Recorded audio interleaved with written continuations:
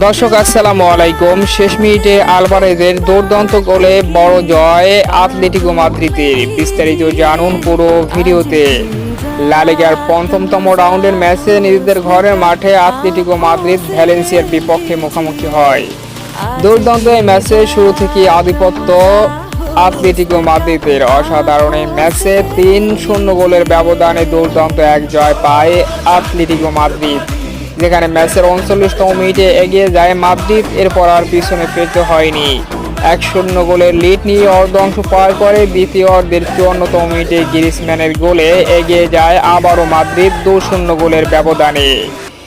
শেষ মুহূর্তে অতিরিক্ত মিনিটে আলভারেজ অসাধারণ এক গোল করেন সাব হিসাবে মাঠে নেমে, এবং সেই দুর্দান্ত গোলে 3-0-তে এগিয়ে যায় মাদ্রিদ। আলভারেজের গোলটি ছিল দুর্দান্ত। লাস্ট মুহূর্তের গোলে বড় জয় পেল মাদ্রিদ এবং